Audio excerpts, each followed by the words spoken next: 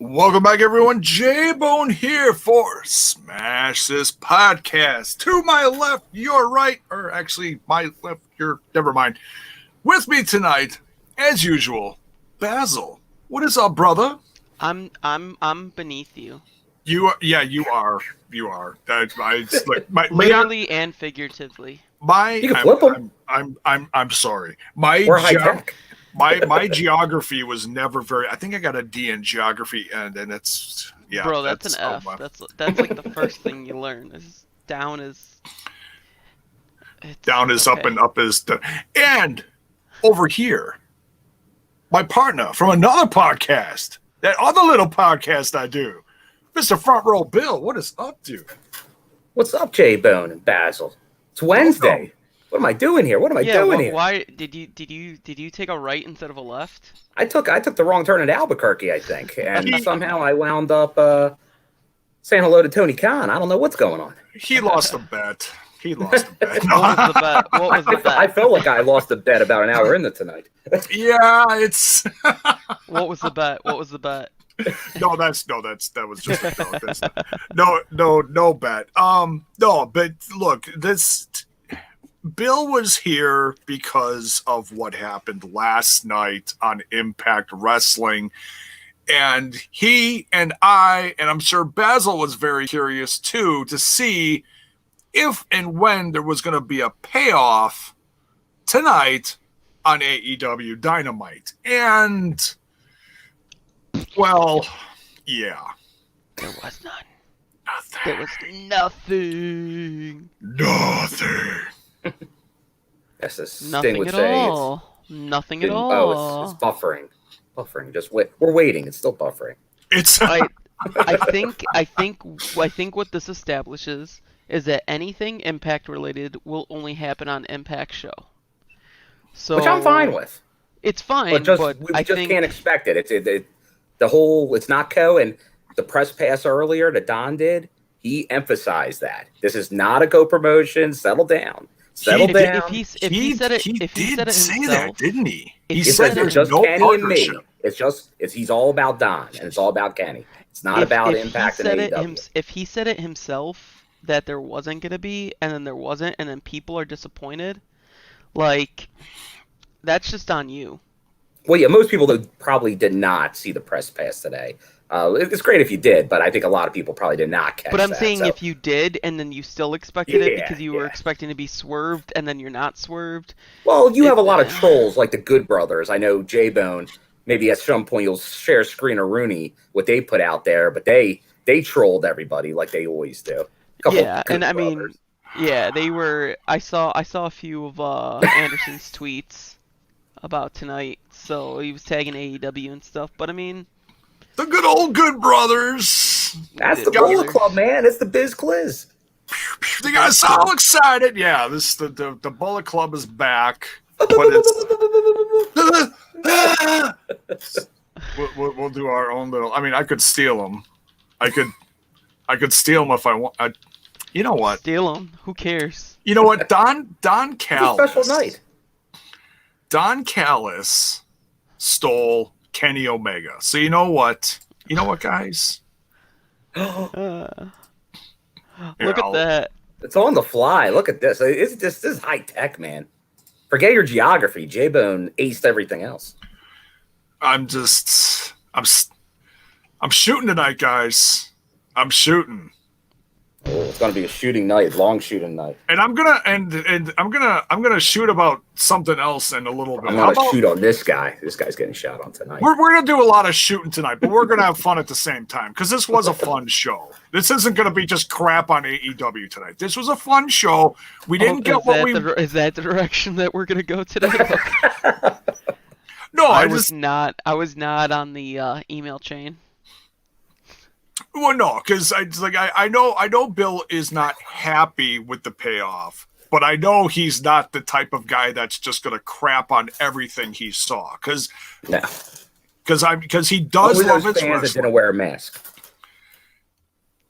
Oh, that's right. I did see your tweet about that. So let's throw this in there for the sake of entertainment, and then we're going to take our turns talking about different subjects about this evening in AEW.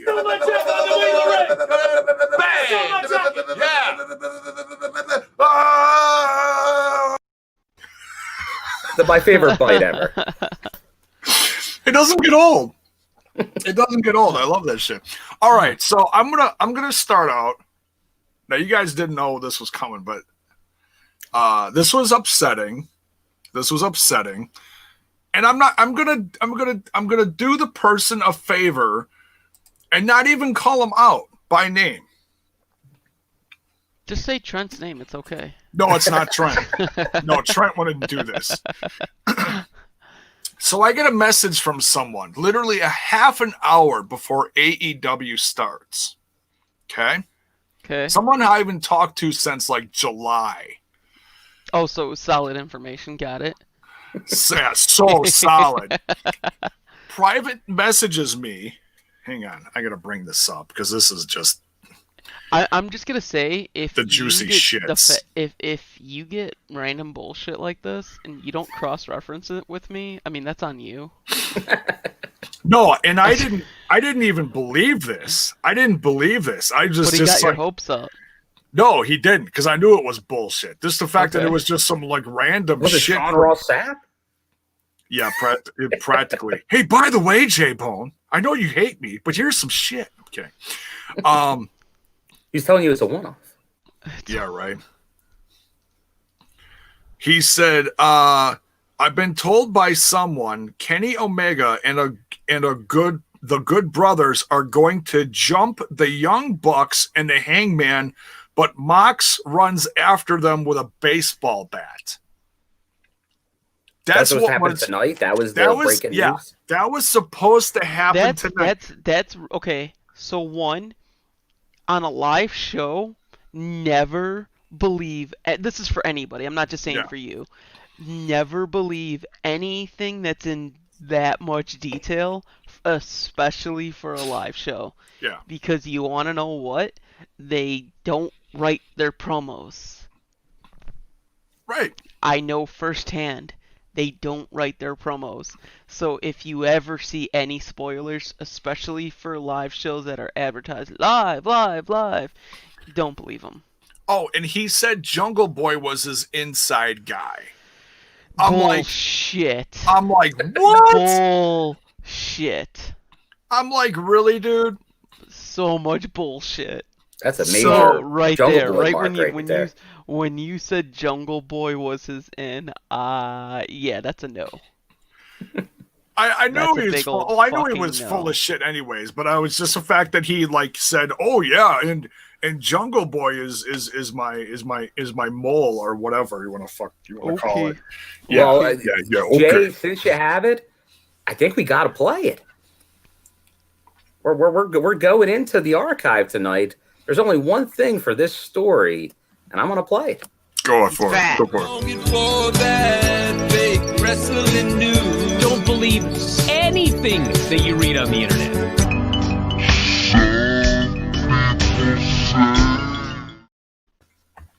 Don't adjust your dial, folks. This is Smash This Podcast.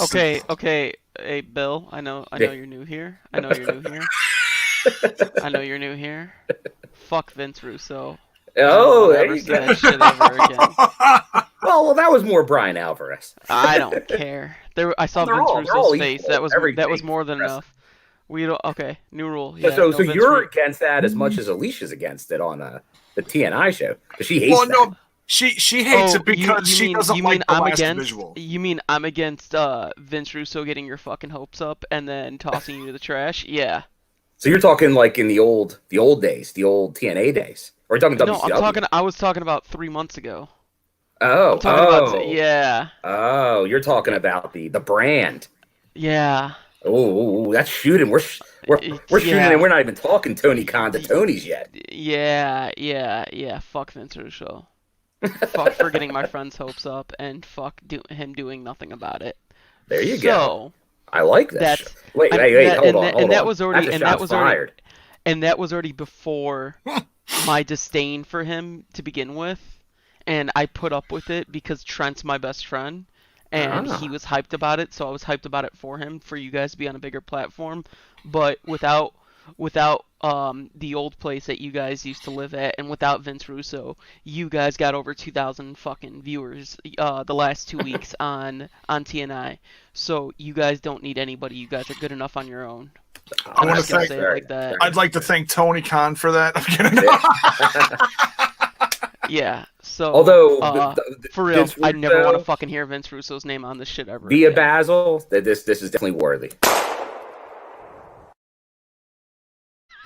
I didn't even know that was. I was like, damn, you got a beer already? Pew pew. Okay, pew, let's pew. talk about some Dynamite. Okay, well, no, we are going to talk about Dynamite. We're not going to completely Fuck it, I need to take another hit. Go ahead. But I did want to talk about the press pass because it's all kind of like involved. I just want to talk about this for a minute. I did watch it, but it was a lot to take in. And Bill was like in the media mix, like waiting for, with his hand up, just it's like behind everyone, like, hey, teacher, hey, teacher, with his hand up, waiting patiently, just waiting because he had to go pee-pee really bad. Didn't get called, so he peed on everyone in front of him. Your thoughts on the press pat, Bill? I enjoyed it. Don is it was in character, so just he was remember in that. character, and honestly, all press passes, if you don't watch the press pass, they're all in character. They're not shoot press passes; they are in character press passes. And that's what this was. The majority of the stuff, yeah. Yeah, but definitely this was Don. Even though he's an EVP of Impact, this was the Don show. It was all about Don. He was coming to you live via the trailer in Jacksonville. So it was all about Don and Kenny.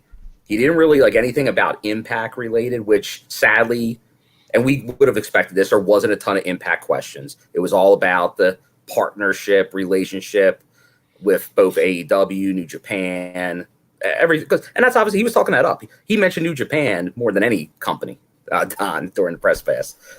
So just keep that in your mind. Really quick, saw a comment that said Brandy's pregnancy is a work. Really quick, if you're gonna work about a pregnancy, like, you're a real piece of shit. Like, yeah, that's attitude error stuff right there. Hopefully that would not happen again. Yeah, dude, that was way too nice. She showed off the bump, for crying out loud. That was way too nice of a video package to announce it for that to be a work. You're gonna see her not be involved anymore physically in any storylines. I was surprised she was out there tonight, to be honest. I was too, and it was a very emotional send off. You take it. Look at the look on Cody's face when she's in the ring with him, and they're nose to nose. I got choked up. I'm legit. Look, I'm turning into an old softie here, guys. I'm turning into an old softie. I'm legit happy for him. I gotta say, I was confused for a microsecond because at the end of the promo they showed the dog, and I was like, wait, is the dog pregnant or is it? I thought it was a swerve for the dog to be pregnant. I think a lot of people were thinking that.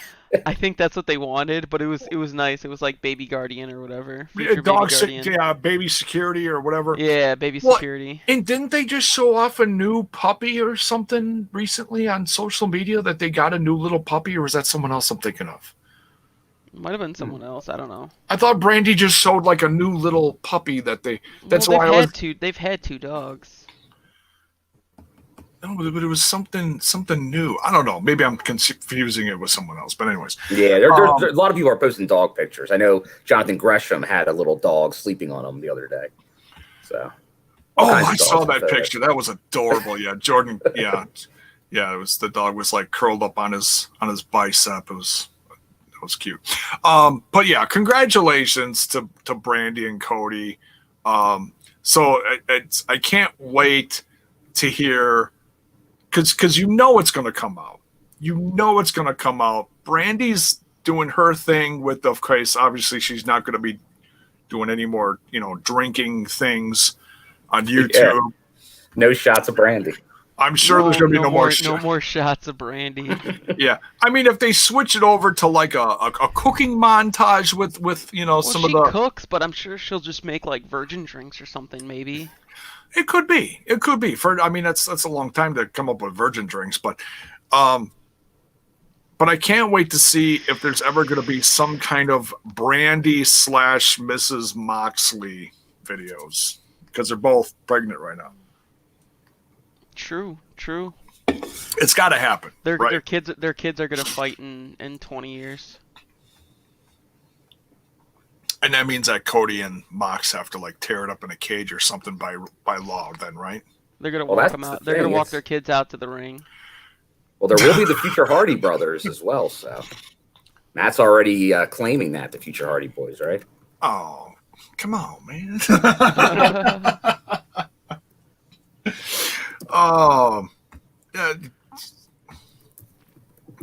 Matt's already got his kids that he just completely buried tonight. But yeah, congrats to Cody and Brandy. We wish them well. Hope Mama and future baby stay healthy throughout all these COVID times, these COVID times of ours. And I gotta say, speaking of COVID times, I saw a Q&A from our healthcare provider that's here in Wisconsin. Was it Aurora Healthcare? And because now the vaccines are starting to slowly roll out to healthcare professionals across the country and stuff like that. Guys, I'm going to be real transparent about this. I've been in my house the last 7 plus 3/4 of a year, just losing my mind in fear over this. And for the fact that, look, whether you're going to take the vaccine or not an issue. That's not meant to spark an argument. I'm saying, me personally, for the first time in 2020, there is a silver lining to this shit ass year. And I'm happy about it. That's true. Like, okay, we just got to get to the point where I get the vaccine. I just got to wait patiently because it's there now. Are you guys want to throw any 2 cents in on it? You can. The floor is yours. Bill, go ahead, Basil. All right, I'll jump in because this did come up twice during the press pass today. People asking about fans because AEW has very limited attendance down at Daly's place in Jacksonville. So they're like, well, maybe that will now impact. You'll maybe do shows down there. And Don just kept saying no. Well, first he said he doesn't handle that at all. He doesn't get involved in anything that would have to do with like live attendance. He doesn't care about gates. He doesn't care about fans. He doesn't care about demos. He doesn't care about any of that. He was very shooty. He was very shooty and very, very cold about that almost. Well, let me just talk really quick. Go ahead. 2 things. We tape at Skyway. The way it's set up, it's physically not possible to have fans. Oh yeah, Skyway. You're not there. Yeah, I think everybody now thinks though they were going to go to Florida because of this. It's not. Like, everyone is way overstepping what this is going to be. Like, let's focus on this match part first, and then if anything is to come of it, it will. And from everything I can gather, and I don't know, all I knew was the match. That's all I knew. I don't think it's gonna be this crazy like together thing, especially after tonight. I mean, today would have been time as any to introduce Swan and the Good Brothers and Motor City Machine Guns, possibly, or something, into the show. There was nothing. So or to even have the Good Brothers there with Kenny. There was nothing. So I feel like just because they're working together doesn't mean they're going to adapt. I mean, AEW owns the building that they're running out of. WWE owns the building that they're running out of. Like, we're running out of a studio. We don't own the studio. Like, yeah, to have fans there, that would be a huge undergoing. It just wouldn't make sense. So yeah, I hear you. If it stays at Skyway, there is not going to be anything. Now, I honestly, my personal opinion was the closest they came to entertaining that was when they were doing the stuff with Doc Gallows promotion in Georgia, when they were looking at Lariato as a possible. Because Scott went down there and all for talking shop, but I think they were investigating the possibility of running their sort of outdoor venue. It was like an equestrian type center. So it had like open air on the sides. It had a roof, but it had open air all around. That's interesting. I think that was a possibility, but I obviously that didn't go anywhere at this time. But I think that was the closest to maybe doing something. But yeah, other than that, they're on the press pass. They're still saying like, don't expect anytime soon. Still, we're still quite a ways away from fans. But as JAYBONE said, the vaccine. But still, as I was saying, because people weren't doing it, and that's going to ruin shows if you don't wear your mask. If you are at a show, you got to wear the mask. Yeah. Or you won't be at no shows no more. You got to be, look, it's like there's the silver lining. It's out there. And if you want it, you can get it. It's there for you. You just got to be patient for it. But we can't get stupid about this. Like, oh, no worries. We got the vaccine. No, dumbass. There's still several thousand people croaking a day from this. Let's not be stupid about this, okay? So, look, if you're going to be self-destructive, you're going to be self-destructive. But damn, don't take us with you, you know? Yeah. So yeah, I just wanted to touch on the whole press pass briefly. He was pretty shooty about it. He was pretty cold about it. So he was like half in character, but he really wasn't lying about it. Like, when he said there wasn't a partnership, there really is not a partnership, from what it looks like. So then, what's the payoff for all this? Is still we still got to wait and see. You know, yeah. Is it just something that Don and Kenny wanted to do somewhere else to just attach another audience to them? I don't know. Yeah, but so far it's helping Impact. Is it what everybody wants it to be? No. Are they now risking, because they obviously got an influx AEW last week from Impact fans watching possibly for the first time, because their numbers jumped up to just under 1 million. They probably lost some of them by not having any payoff last week. Yeah. And then by not doing it this week, they probably lost more of those people, honestly. Well, the issue is now there was a 5th drop on Twitch. There was a significant drop and then there was, like, we were saying the 250,000, but there was also like the replay and all that stuff. And then, I mean, last week, in a lot of people's opinions, was a huge disappointment. This week I felt was a lot better because we finally got the answer for Hard to Kill. I thought it was great. But nobody expected it, so they wouldn't tune in. We needed that, yeah. Exactly. And I think people were expecting that last week, and there was a lot of people who didn't tune in to yesterday's show, and yesterday's show was a very good show. So hopefully now next week gets the pop because of what happened this week. Next week isn't going to get a pop. But because it can't, because there's a thing. Exactly. It's the best That's what we were talking about last night. The next 2 weeks are best ofs. They shot themselves in the foot with that. There is no show happening, which is why I was expecting a sort of crossover to happen these next few weeks to kind of bridge that gap, and I guess there isn't going to be. Yeah. So, I mean, the main event is there. It's still going to be fun to watch. It's still going to be historical. It's just there isn't going to be a ton of backup behind it on both sides of the fence. That's at least we don't think it is after tonight. Which is and what to think. There's no reason wrong, to think it. If we're wrong, we're wrong. And we'll get into all the little things that we saw during this episode too. So, all right, so let's get into this. This is season 2, episode 51. Guys, we're quickly coming to days from the end of 2020. This has been a long year, a long tumultuous uphill climb for this brand. How much have you watched of AEW over the course of this year? Like, more just recently, or have you watched on and off all year? How much have you watched, Bill? I was watching a lot of it early, like all their early stuff I watched. Okay. Because I went to some of their shows last summer, yeah. And then obviously I've been watching the last couple weeks. and then I was in and out throughout the rest. If they looked like they had something interesting, I would tune in. But obviously, we know there's a lot of wrestling that's already being watched. So, and honestly, TV wrestling for TV, other than Impact, I'm a live guy. I'm a live event guy, which is a lot tougher this year. But I still try to do it. But TV wrestling, I've still seen is you at not. every freaking show that I think I've shot this year.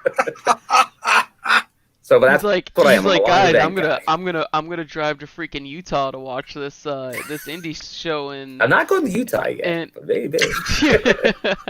Yet. yeah, dude, I'm doing a road trip, guys, because flying's unsafe. So I'm fucking with you. I'm just. But dude, this man, like, I've heard this man's road trip schedule. I was like, shit, this is bringing me back to like pre-COVID days. Crazy. And there was one time me and production Brian Skull from AEW, we did we drove to Dayton, did the Dayton show. This is when Naoto was he did a Midwest loop. Drove down to Dayton, Nice. drove up from Dayton back to Chicago, did the show in Chicago. The next day drove down to St. Louis, and then the same day drove back. I got home at like 2:30 in the morning. I had to be at work at 9. It was brutal. I know It was those so days. brutal. That was like that was like the first time I'm like, can I do this? Can I do this if I had to It do can this be all the done. time? It's just it gets tougher every time. Every year It that goes does, by but on the calendar, you pay for it more, but it can be done. Yeah. I miss it. I miss being on the road. That's why I like my little road trips to Nashville. It's my peaceful time. You're right. You get used to it. It becomes part of the routine. Like that 7-hour drive to Nashville is shit. Like that's nothing now. Like that's just like okay, it's 7 hours, 8 hours, whatever with stops. The longer you do, the easier it becomes. Like if you only are used to driving to a show 1, 2, 3 hours, that's going to seem like forever for you. But once you start getting into 7, 8, 9, 10, 12, 13-hour shows, then you're like, oh, it's an 8-hour show. Why not? Yeah, there was like some long trip that last week I went up to a northern suburb in Illinois and then drove to Indiana, got a haircut because the guy who cuts my hair cuts it really well. McFly's. McFly's is the best in the country, and he's not flaky. So I drive. Hey, they could him. handle Trent's beard. You got to give him credit for that. I'm saying, and then I drove back, and my mom was like, "How much driving did you do today?" I was like, I don't know, like 2 and like 3 hours today. She goes, "Why?" I was like, "It's not that bad." Like, it's. I was like, whatever. It was my day off. I do what I want. I wanted to drive around and go to different places. There you go. There you There you go. So, So this episode starts out hot with a tag match. In fact, there's a lot of tag matches in this episode. We start out here with a very interesting team. Man, they are trying like hell to get Adam Page in the Dark Order to the point that Silver and Reynolds dressed up like cowboys. oh, to that was come out with fantastic. Adam Page. Dude, Adam Page is corpsing throughout the whole match. He's just like, he's got this little silly little. You guys are so cute, Adam Page, Silver, and Reynolds against Matt Hardy and Private Party. Man, I did not want this match to end. And I don't do the whole fight forever. I almost did that on my couch tonight. I almost did that because I'm just watching these guys go back and forth like, damn. Your thoughts on this match, Bill? Your thoughts first. Good match. I obviously always a Hardy fan. I remember seeing Private Party on the Indies. Obviously, they got a lot of talent. And then, obviously, the Meat Man, John Silver, and Alex Reynolds, longtime Northeast indie guys. Alex Reynolds, I think, has been on more House of Hardcores with Tommy Dreamer than anybody else. So I've seen a ton of Alex Reynolds. It's great to see him really. Yeah, so it's nice to see them on TV. Like the main thing about AEW that I'll say, and why I wanted to really like them at the beginning, was I know everybody on this roster. It's everybody in the indies for the last 5 to 7 years, which was like great. They're all getting TV time. And we can get it, but do I think they have problems with creative and storytelling and a bunch of other stuff? Yes. But the talent is great. And I think that's why I think a lot of people, probably like myself and Trent and others, are hard on AEW because we like the talent so much. So we're hard on them because it could be so much more than it is. And hopefully it becomes. It's still early. But good match. I was worried when John Silver took that bump on the outside. Looked like he took a bad knee bump on the outside of the ring. So I was worried about the meat man. But it looked like he's going to pull through. So, but no, good match. Good way to start off the show. I was interested to see, because obviously this is your standard Matt Hardy right now. I wasn't sure if he might start teasing maybe the return to Broken. But he still does the delete, so he's all over the place for me right now. I don't know what Matt Hardy's doing. You never know unless he says ahead of time like what version is going to show up. He's been all over the place over the course of the last few months, kind of taking a step back. Now he's all like rejuvenated again. But he stole the win here from his tag team partner. He tagged himself in. Tagged himself in. Basil, your thoughts on this? I like JR was alluding to it. It's like, does he want to be like a mentor, a leader, or a god? And I think he's trying to go towards this god aspect. Something I was thinking about with Matt Hardy's character. We've seen all these different personalities: the Broken, Money Matt, Team Extreme. We've seen all these different Matts. It's like, but it seems like he's been able to control these personalities, or the personalities themselves have been able to control themselves within Matt's body for an extended period of time.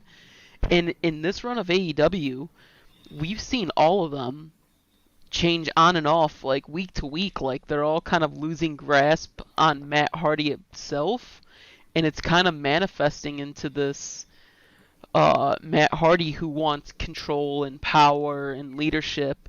And that, I feel like that's not only in regards to wrestling and like a faction around him, but just in general within himself. Like he doesn't have full control over Broken Matt or Damascus or whatever, you know what I mean? Like there's all these different things that he's thinking of and wanting to go through.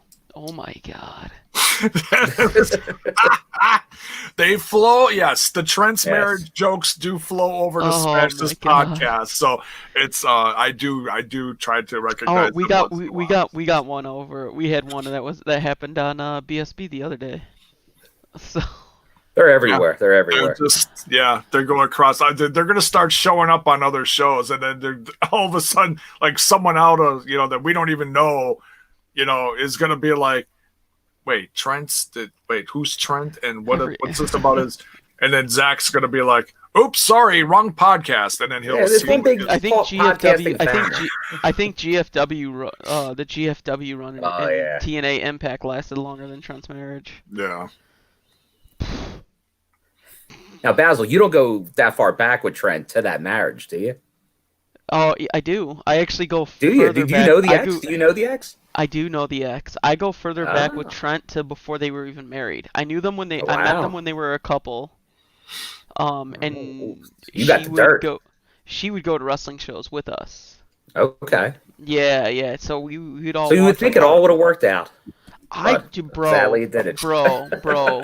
Like, I don't want to get deep into it. I'm just saying I was very shocked, but when I found out everything happened, but that's personal matter shit. Yes. I'm not going to talk about it, but yeah, I feel bad for Trent on that one, but if that's how she truly was, good for him, because he's with a much better person. Love the nurse. Way cooler. We love the nurse. She's way hotter too, so I can say that about my front row buddy. You can. I don't mean it firing all night. I don't mean it in a derogatory way. I mean it in the best way possible. Yes, it's a compliment. Yeah. There you go. I don't know why. I'm really high right now, so I don't know why I'm shooting all this shit. That's okay. Usually I'm not shooting much, but see the Vince Russo thing, that can just bypass anything. That can bypass any amount of drugs. I can be fucking cracked out on cocaine right now, probably, and then just fuck Russo. Basil's stealing J-Bone's CBD lollipops. He's all woo. Basil All right. Basil, what? There you go. That should be your new handle, Basil with a B. It's a reference on the Caleb thing. Oh, okay. Oh, Basil with That a no B. good. That no good hack. Trying to steal our buddy's J-O-B. Yeah, man. Doing a horrible job at it. So I mean, What's I'm up good. with that? He's a shit photographer, so I'm fine.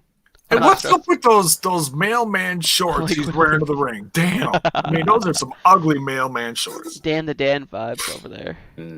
Seriously. I actually know who that is. So yeah, great match to kick this off. Matt Hardy, like I said, he steals the victory from his cohorts that he's mentoring. And you can tell by the expression on Private Party's face, they're not exactly thrilled with that. Matt Hardy's like, oh, come on, we got the win. He's trying to get them all excited. And, you know. Never mind. The Batista. Yeah, just that too. Maybe I'll have to bring a Batista thing over here, and we'll keep the Kenny thing over in TNI. There you go. It'd be a classic Batista smash. Something I don't know. We'll work on it. It'll evolution over the holidays. I don't know. Evolution is a mystery. That too. Far past the eye could see. What? I never heard that Neil Young song before. Anyways, next we get a evolution. That too. Rest in peace, Lemmy. So the Inner Circle is next. MJF is just on cloud nine, just taking all the spotlight away from Jericho because they won. I didn't catch what the award was for. It was New York Times Best Jingle. I'm not sure what the plaque all said. But MJF is just eating this up, saying he's taking all the credit, but he says he couldn't do it without Jericho, and Jericho is just he's just got that look like, keep it up, kid, keep it up. Like he's not good job, buddy. He's not he's not exactly thrilled with what's coming out of MJF. Jericho looked like a ventriloquist doll. He's great. Yeah. Next, we got the segment that we were talking about earlier. Congrats to Cody and Brandy Rhodes. The announcement of Brandy is with child, and then the child of a child of a child of a plumber. The fourth generation plumber. Something. It's yes. Hopefully, will not grow up to be a plumber. And that leads into Cody coming out to the ring with Arn and new mama to be, Brandy Rhodes. A very emotional entrance. He's like holding back the tears here, you can tell, because this is probably the last time we're going to see Brandy in the public eye for a long time, I'd assume. I'd personally would hope so, just because, like, get the fuck away from wrestlers. Like, you just never know who can carry what. So yeah, I just for the safety of the child. Yeah, and just it's not even all a physical thing. It's a business aspect. Hey Paul, we don't shoot on people who don't matter. Well, he's asking if he sent me a little. So he sent me a video of someone that TNI used to be affiliated with. I'm not even going to say his name. Well, no, we're that not giving him free press. We're not giving him free press. So he told me why And I'm like, okay, I'm not watching this because it's like an hour long. But he told me why. Paul told me why he's upset. Just say it. Who cares? Well, Just say it. He said that Impact Wrestling, he compared it to backyard wrestling. And What? I'm like, oh, And Jimmy he has a channel focused on this problem. Sick. Yeah. We got Kenny Omega for our backyard promotion. It's fucking wild. Yeah, that's some crazy shit right there. So I'm not gonna give him any more time. Paul, I'll let you loose in the comments. You say whatever the hell you want. And Auntie's doing fine, by the way, Paul. Much love to you. So yeah, F that guy. Jiminy Christmas. You and your whatever you want to call it. You and your channel.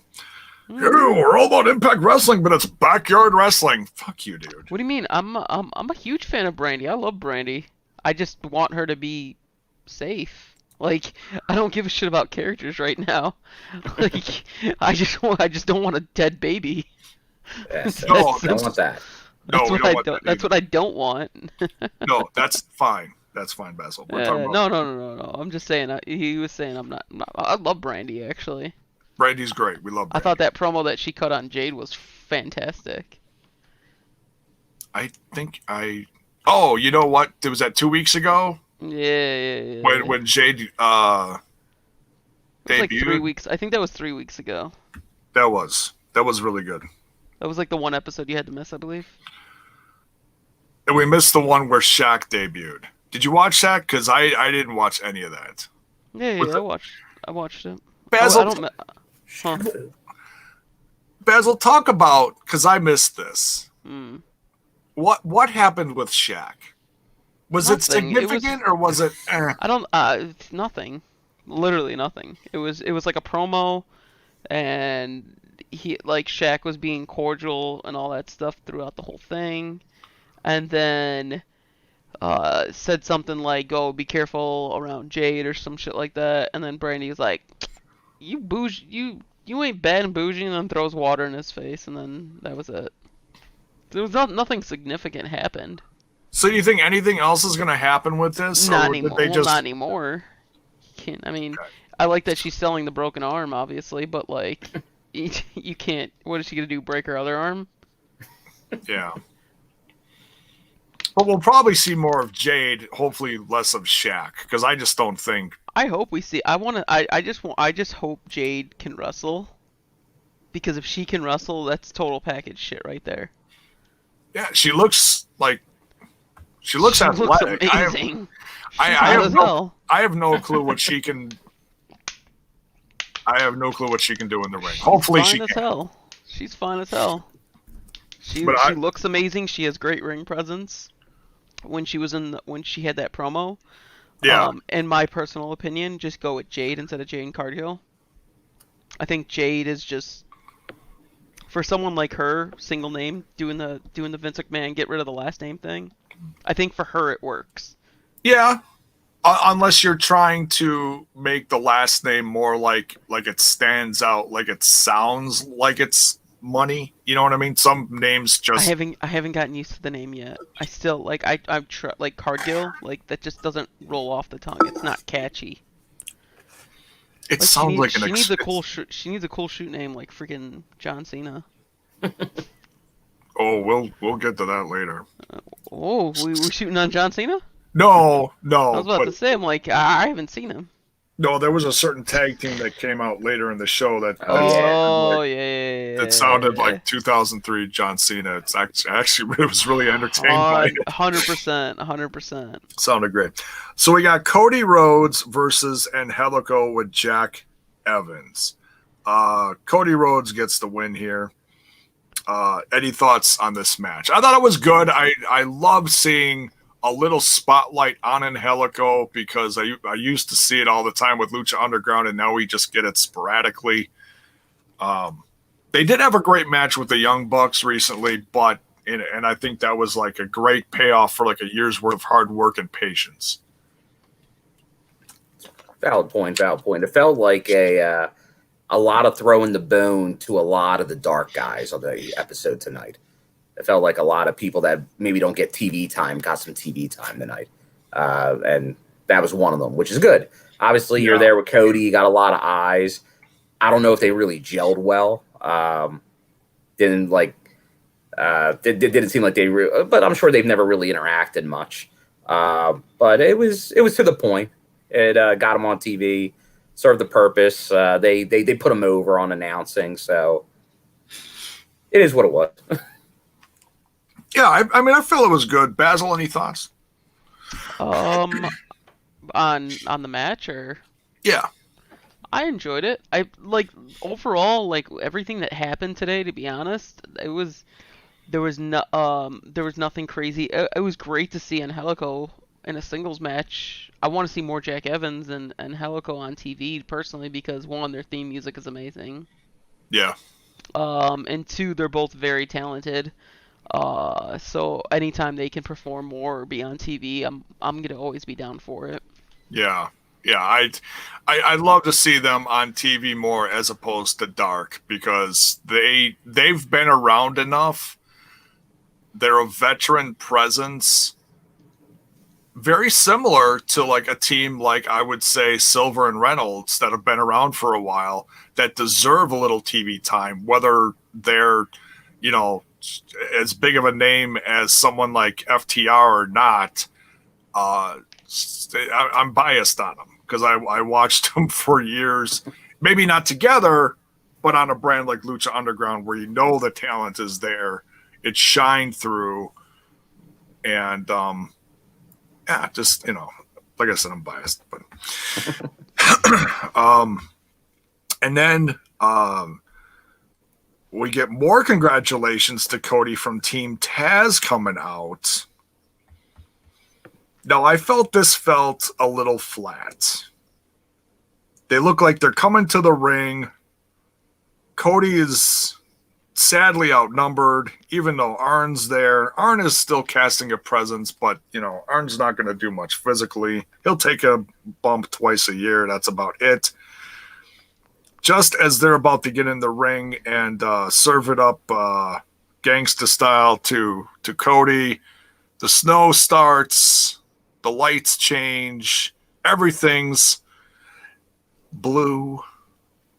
And yeah, see, I was thinking that, but I couldn't think how it went. And Tony Schiavone announces, Bill, what does he announce? What, Tony Schiavone? Yeah. I always call him Schiavone. He yells, Sting? Something about Sting? Winter is coming. Bill just winter was here like 2 weeks ago. Sting! It's like it is getting more obnoxious by the week because it's just hilarious. It's Sting! Yeah. Oh, yeah. Now I know it's interesting how you say that because I know on that other little podcast, a lot of people are always getting on Josh Matthews for like not being the Mike Tenay and really selling the match hard, selling the angle hard. Yeah. Tony Schiavone, and I'll be ripping Tony Schiavone quite a lot as we get through this show, but at least in this aspect, I can't say he doesn't go all out. Now, could you say maybe dial it back a little bit, Tony? It's not 605, Tony. Sting's 60 years old, Tony. Like, settle down a little bit, Tony, because he went freaking nuts for him. You're right. He went but then nuts. Taz's group put their tail between their legs and got scared off by a guy in a baseball bat. And we love Sting, but they were selling him hard. They were saying that they were backtracking because Sting came out with a back. They completely misspoke that. They were holding back Hobbs. Hobbs was not backtracking. Yeah, Hobbs he was the one that was going forward. You're right. He was the one going forward. Hobbs was being held back by the rest of his crew. So it's like, no, you got to call what's happening out there, guys, because it was two completely different things. They weren't all going, Zoinks! No, they were holding back Hobbs. Basil, what did you think about all this? And then I'll give my 2 cents on this.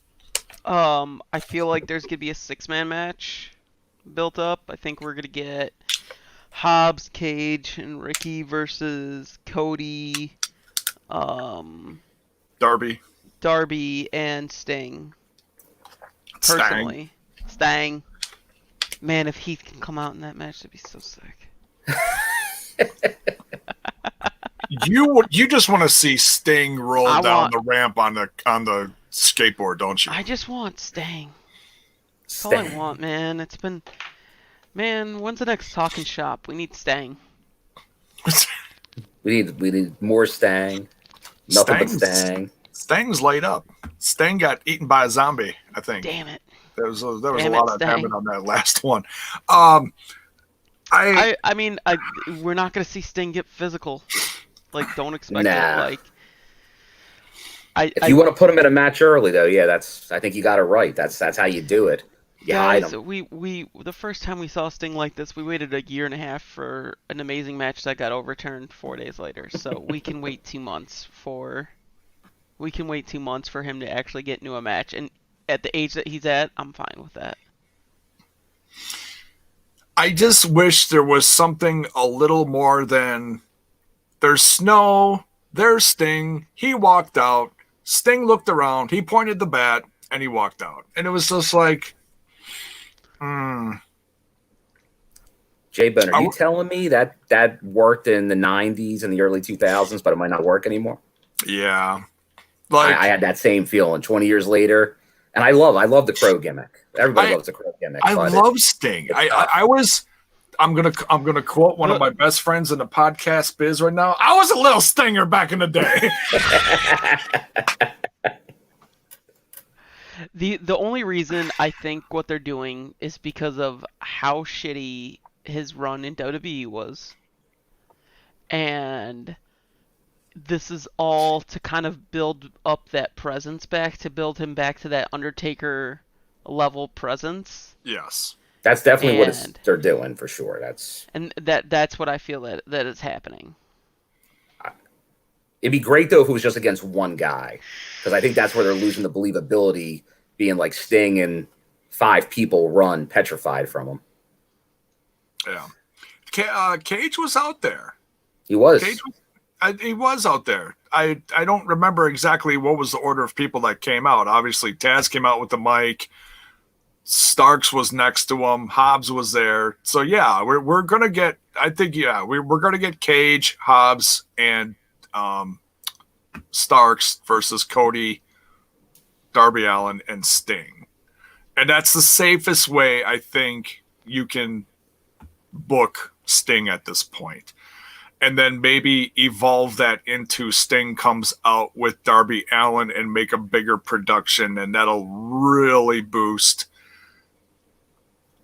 If you're going to put Sting with Darby Allin, that'll really boost things. I think we're getting the breadcrumbs to that because they're putting Darby Allin up in the rafters. Yeah, they make sure to always say it's the rafters. Yeah. Not the cheap seats, it's the rafters. Yeah, I mean, it can't be rafters, because then they'd be like, "Well, damn, Darby, come on, you're not above us." Yeah, they're not. They can't do that. I mean, they've got to be safe with this, and everybody's going to get sore necks if they're just like, "Well, what?" Okay, do you have to be like right above it? You know, they're not going to do that. It's like no, it's like oh, Babe Ruth. They're pointing the bat. He's over there, and that's fine. But that makes sense for Darby at some point. Like, who's he giving the rub to in Taz's crew? I think it's gonna be Cage. No, Cage. Taz said. Or did he say Starks? No. Taz did say Cage is coming for Darby. See, then they should have been holding back Cage, not Hobbs.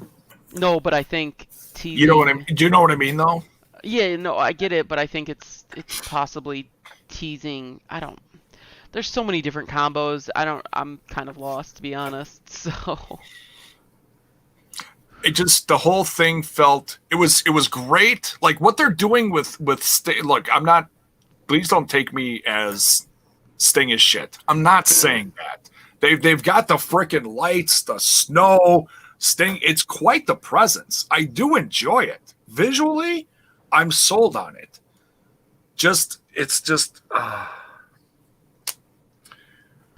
It's been so long. Yeah. It's been so long. And I'm an older fan, and I only have so much patience. So you've gotta do a little more. Look, let's hope he, and this is gonna sound horrible, let's hope he doesn't hurt himself swinging the damn bat. But Sting's gotta swing the bat or something. Just don't have him bounce the bat off the top rope and he hits himself in the face, for God's sake. He's got to do something. He can't just be like Babe Ruth and shit. He's got to do something. You know what I mean? But I digress. Next. But damn, I want to know how they're making that snow indoors. Yeah. It's cold though. Did you see the steam coming off of Cody's back? All right, we continue. Miro, he was steaming mad, literally. Miro's fined $75,000 for the people he took out recently. That's what I got out of that promo. So they're building that up to. I guess we're gonna get a wedding eventually with Kip and Penelope. Penelope. I'm still kind of shaking my head on this whole Miro thing. It's like, oh, I can't wait for them to be done with this wedding thing because I want Miro to do something. Mm-hmm. There's so many other ways they could book Miro. It's like if you want to make him that badass, you want to book him like he was supposed to be booked somewhere else. But he's just a guy playing video games and talking about his buddy who's getting married. Yeah, feels like a missed opportunity. I think this wedding thing. Once this wedding thing is done, hopefully it'll be better because Tony alluded to that 2021 is going to be a much better year, but they didn't want to introduce him and then just straight shoot him like to the top. I think he wanted to introduce him for a little bit, show him off, and then he can kind of give him that push towards Revolution, most likely, where the crowd knows him, knows what he's able to do, and is wanting the best for him. So that's how I'm viewing it, and I hope that's how it goes.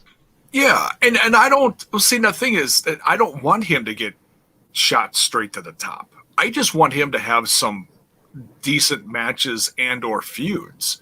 Like when they brought in Cage, boom, straight to Mox. They brought in Lance Archer, boom, straight to Mox.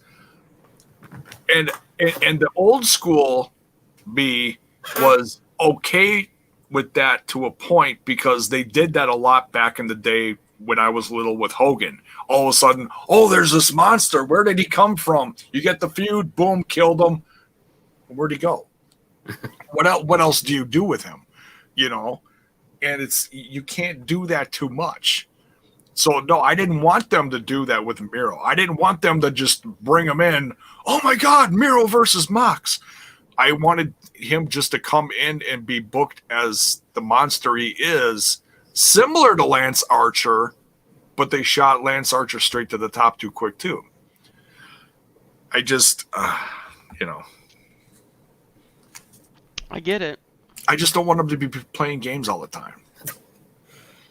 Stop playing them games. Yes. Stop playing them. Lay off the Twitch. We love you, Twitch, but lay off the Twitch. Yeah. We love Twitch.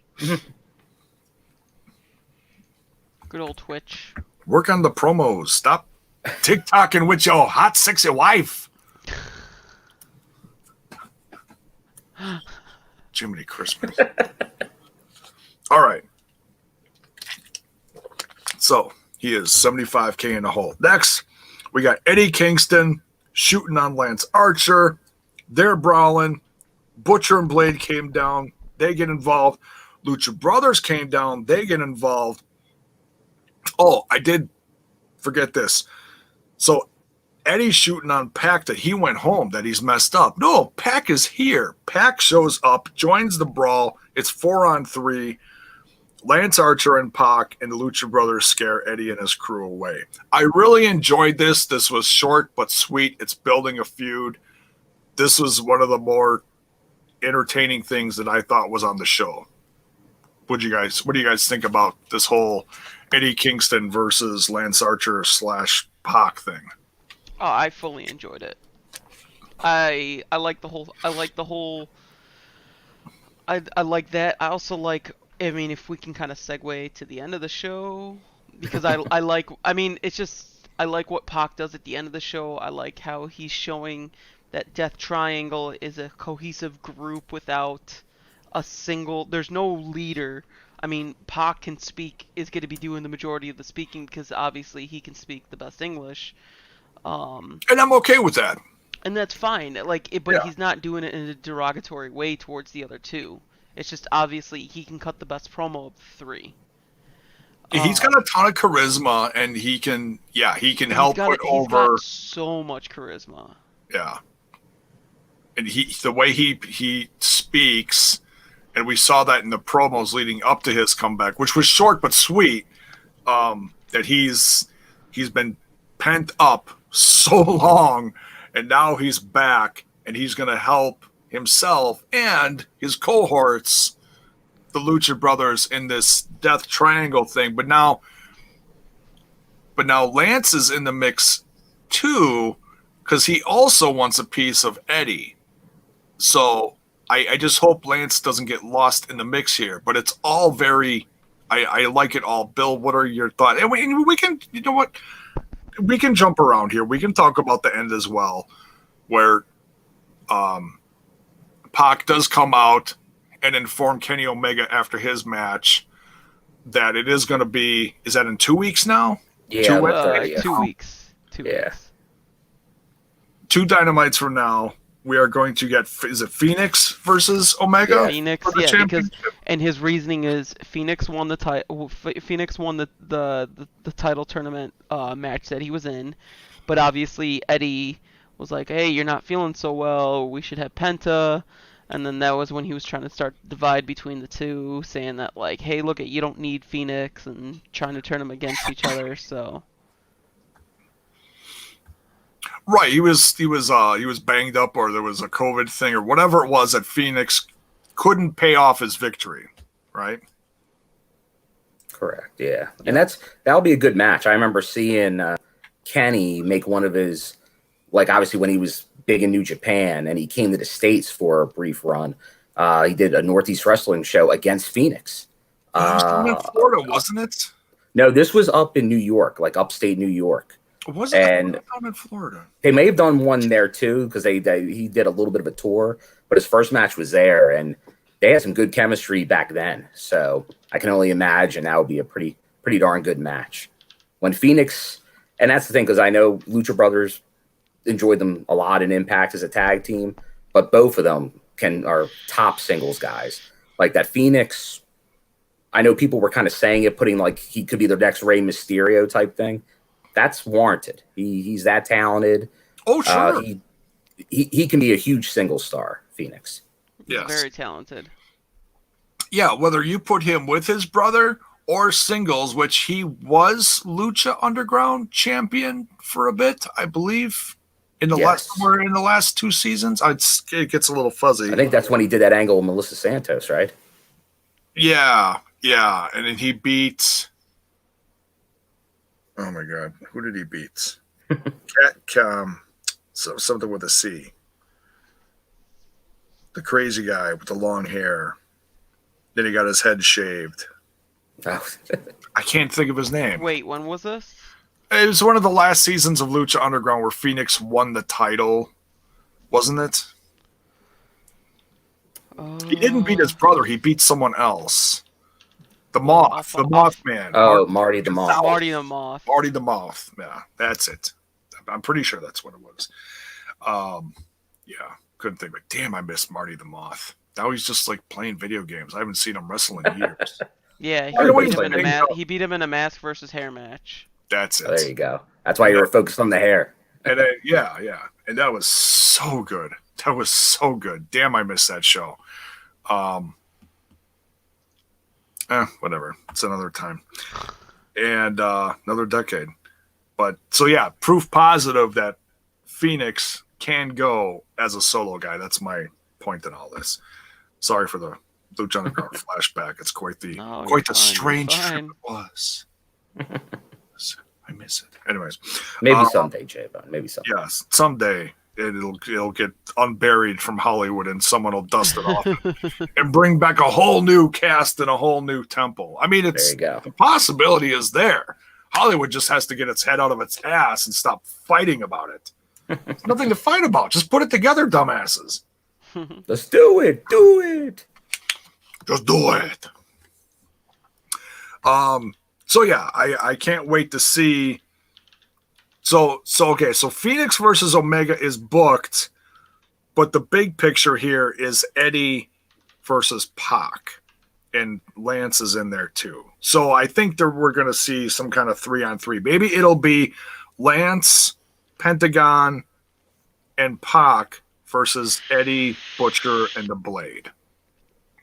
That's how I see something coming up within the next few weeks to like some A lot of multi-man angles going on right now. Yeah, and that's okay. And that can also set up, because I heard there's potential somewhere within the next year.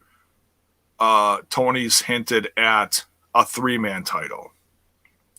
It's fine. Trios. As long as it's like you got solid guys defending and wrestling for it, I don't care. You've got so many people on your roster. Throw something else out there for them to fight over, so that there's some big, like it's not just entertaining matches every week. There's something involved, like Impact fans were waiting with all the women's knockouts tag matches going on, that we have the payoff now. We have the tournament. We've got the tag titles coming up at Hard to Kill. That's the end of the road for that. So, yeah, we'll see. Dustin Rhodes calls out Evil Uno because he wants to eliminate the people from the Dark Order one by one. So I think that's what we're getting next week is Dustin Rhodes versus Evil Uno. Okay. Yeah, that's what we're getting, because I was referring to the 7 promo from last week. Yeah, and he beat... Who did he beat last week? 10? Yeah. Or was that 2 weeks ago he beat 10? And then there was an angle where they wanted to make him 7. And Dustin Rhodes said, screw you and your 7. I didn't see it. I'm just trying to That's what I'm gathering from this promo that Dustin cut tonight. Yeah, that sounds right. True Color says, I think they're setting up Kenny versus Pac for the belt too. That would be amazing. That's got to happen. That was probably in the works before all this crap happened, right? Yeah. Yeah. What a crap year it has been. Next, we got the Inner Circle. This was a lot of fun. This was very entertaining. We got the Inner Circle consisting of Jericho, Santana, Ortiz, MJF, Hagar, and Guevara. Those 6 versus the Best Friends, the Varsity Blondes, and Top Flight. Great to see, especially Varsity Blondes and Top Flight get some attention here. Man, and I remember watching half of Top Flight, who is Airwolf. I believe it's the older brother of the two. He was in MLW a lot over the course of the last couple of years. Airwolf. Airwolf, yeah. And just shining like a star. My goodness. Talk about a young up-and-coming luchador style wrestler. And now it's brother, who's even younger. What are they? Like 21 and 19? Something like that? Yeah, 21, 22, and 19.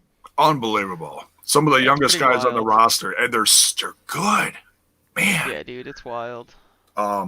So much fun. And the Varsity Blondes. It's great that Brian Pillman Jr. got to shine for a while with Jericho. And they kind of put the whole 2-generation thing together. What did you guys think about this match? No, there was obviously a lot going on, but it was good. For 7-on-7, I think it was great. Yeah. Well, or what 6-on-6 became. Yeah, because Wardlow had to get taken out for personal reasons. Family, something with the fan. They didn't say specifically, but yeah, that came out. but I mean, there's so many things going on right now. You can't really judge what's happening. Yeah, and it's Basil's right. For that many people, you're just expecting a mess. So as long as it looks clean, everybody gets their stuff in, you tell a story, you did a good job with a match like that. Because that could just be a total cluster, a match like that. Agreed. So yeah, a lot of fun. Glad these newer tag teams got the shine.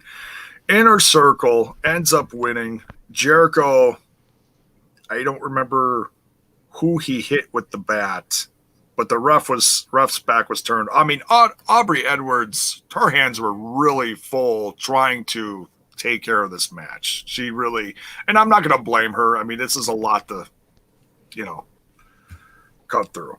But then Hagar ends up doing his, actually he borrows Wardlow's finisher. I want to make sure I say that correctly. Hagar borrows Wardlow's finisher, tags in MJF. MJF steals it with just pins him. 1, 2, 3 to get the win. Yeah, Harrison got taken out with the bat. Garrison. Griff. That's what it was. I couldn't remember who got the pin and everything.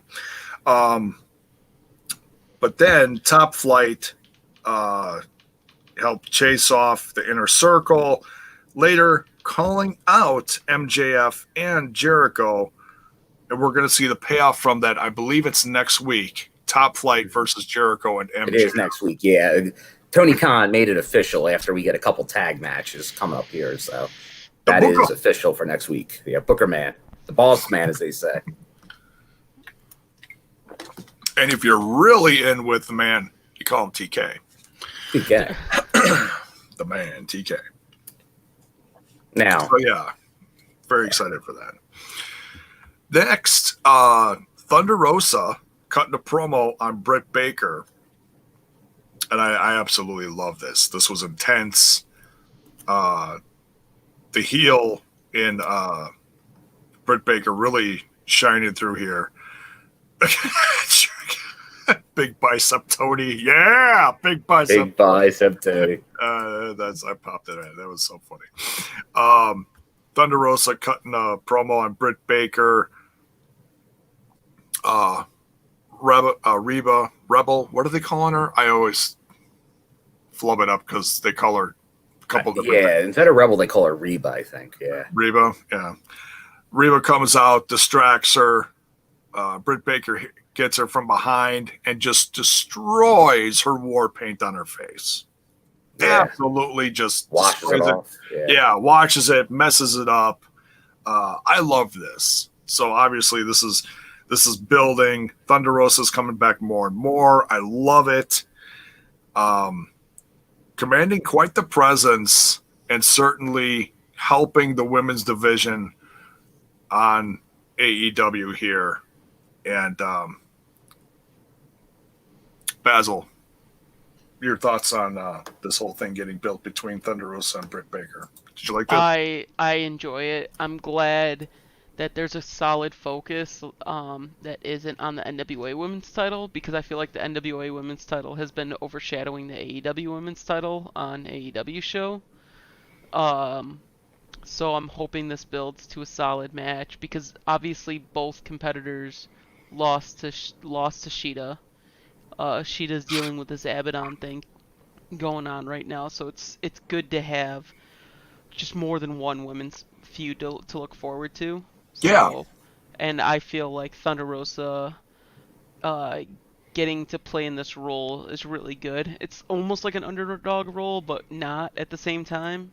Just someone who's pissed off, and Thunder Rosa is one of the best, so anytime more of her is on my TV, I'm happy. Yeah, I'm a big fan of Thunder Rosa. I've been a fan of her since Lucha Underground, and she's just grown tremendously since then. Bill, your thoughts on this? Now, I 100% agree. they'd be smart to use Thunder Rosa as much as they can. I don't think anybody is talking out of turn saying AEW, what they lack the most is a women's division. That's where they, especially compared to like an Impact with the knockouts, they have some good workers, but they don't give it a lot of time. So someone like Thunder Rosa, she has great presence, great worker. The more you can have her on TV, the better everybody is for it. Because we know there's really just like a handful of women that really get featured on AEW. And by adding Thunder Rosa to that mix, that's a good thing. It's a good thing for sure. Yeah. Agreed. Just realized the wrong background was there the whole time when I switched brands over. I'm like, we'll change it back, whatever. Keep it interesting. It's Joey. Okay, Joey versus on there. It's Joey. It's and Don's here somewhere. Don is in there. Yeah, Don's hiding behind. I will say, Bill. me and Speedy have enjoyed that. We have people that we shot on each other's shows again. Because that's Speedy's photo of Omega that we've been using in Impact, and then AEW's been using my Don Callis picture. Oh, there you go. Little compliment. Yeah. And as long as we're talking about pictures, and I noticed someone in the chat mentioned about the PWI issue yesterday. Dare I read it? Yes, you should. Yes, you should. Because look, it is because we've talked about what's PWI been doing lately as far as world title stuff like that. I want to say Basil and Trent had a great conversation with now he's the head editor, he's the senior editor of PWI, editor in chief. That's what it is. That's his title. Okay, so his title is editor in chief. Great conversation over on the Backstage Boys podcast. I wanted to make sure I mentioned that while I had you on here. And over your right shoulder, point to that, Basil. I know you're very proud of that, so I couldn't remember the last time we mentioned this. Yes, that picture was featured on the most recent one that's coming out very soon at the end. It came out on Tuesday. It is out. Okay, I am gonna get that because I haven't dug into this yet. I shouldn't say that, but I have the women's PWI magazine here in my pile of stuff here. And if for anybody who's too afraid to go out or doesn't want to go to a store, tagteam50.com will take you straight to the link to purchase the issue there you go. PWI directly. Yeah, and like I said, this is something new that PWI is featuring as opposed to just the top 500 of. I'll grab this bad boy, this big old thing. That is a nice. That's a nice poster. Is that a 16 by 20? I think so. Bigger? I don't know. That is great. My friend just did it. Very nice. There we go. Yeah, it was a double layer print that we did. It's like on this 5-ply board that I need to get painted on the sides, and then I'm gonna bracket the back. I'm gonna hang it up over there where I have it. Yeah, it's art.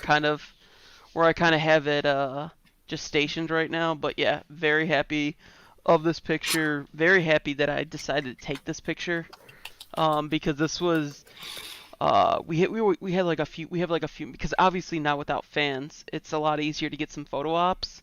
Yeah. And they were walking up the ramp. I was like, hey guys, stay here real quick, let me get the picture. Snap the picture. Did the same thing with the Good Brothers when they came to Slammiversary, and that picture is like their most used picture this year. Is that picture of them in front of the Slammiversary logo. Yeah. So 45 billion views. Yes. All the views. all 86 trillion views. Yes. And what's the big thing about that is that picture of the North is on the latest top 50 tag teams? Yeah, that's on the cover. It is part of the cover. That's why I got it printed. Of PWI's, yeah. That was the first thing that made me want to get my shit printed, because it was on the cover.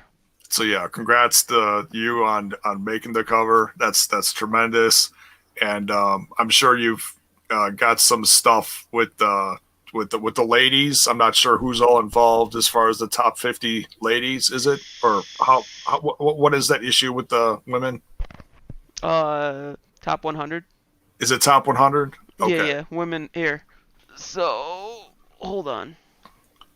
So the last issue is um the women's top 100 There we go. that we have here, and then this is the Oh no, we lost. Yeah, that was the accidental. I know what he did there. Well, he should be back momentarily. Yeah, he'll come back. There you go. There you go. do you know what I did? I put the magazine down on the keyboard like an idiot, He and I was like, oh shit. He bumped the key. He bumped. I was like, I bumped it, but yeah. And then this is the tag team top 50 that I received last week. There you go. So, and then you got any pictures of the ladies in the PWI in the other issue? Oh yeah, there's tons. I think there was like 23 of mine. Wow.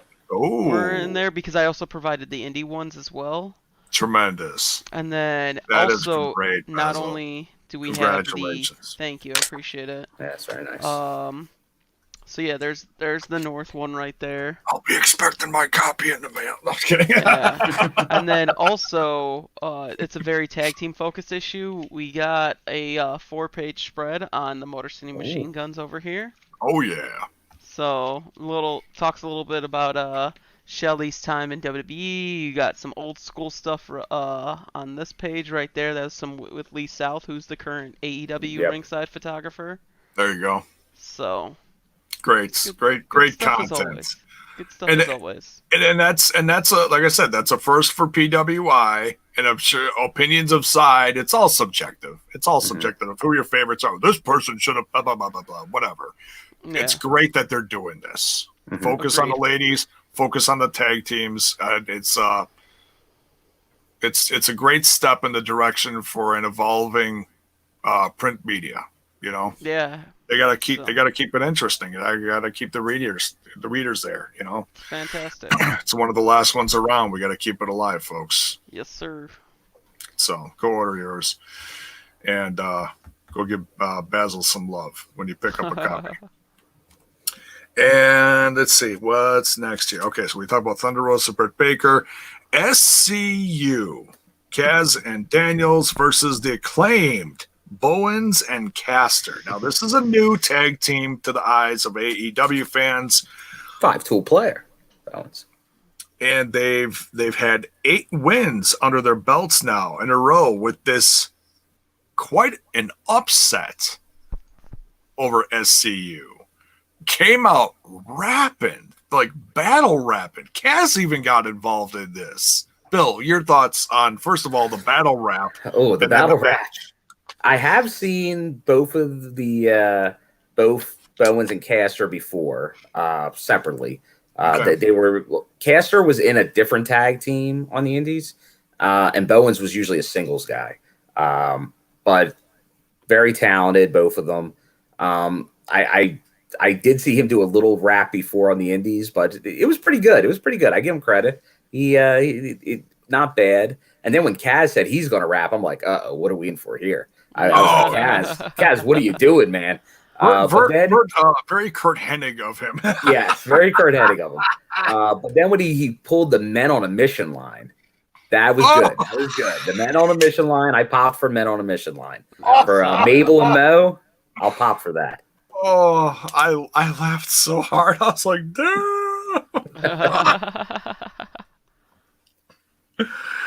oh, this was a lot of fun. Good back and forth. Man, I am impressed with the Acclaimed. They really work well together, and when you put them in a ring with veterans like SCU, like I've never. It's Kaz and Daniels is one of those teams, or even individually. I'm not going to sit here and be like, well, you know, they've really stunk up the joint lately. No. You don't see a bad match with these guys. And to put the Acclaimed in a match with veteran team like SCU or whatever you've called them in whatever brand over the years, they've always shined. And I love this. Basil, what are your thoughts on this? I thought I like how the Bucks are out there. Yeah, talk about the ending too, yes. They're paying attention to them. it's bringing more importance. Like, I think it's crazy that like they're getting this fast push because they are new. Like, I don't want them pushed and then losing and then getting lost in the mix. Yeah. Because I'm been very vocal about not wanting that to happen. So I'm hoping it's a long, because they were number 5. They mentioned on the Oh rankings. yes. So I'm hoping next week is just number 4, and then it's like a slow build up to them winning matches to this. But it's against the Bucks, and the Bucks haven't had these titles yet, and I feel like I just don't want that to be too overwhelming. You know what I mean? Like, I want them, like, I like the team. I like their gimmick. I like the John Cena rapping because it's in that style. It's in that tone. It's in that pace. Like, if you listen to John Cena's raps, it's very much in the same pace of what the Acclaim is doing. Very So, 2003-ish.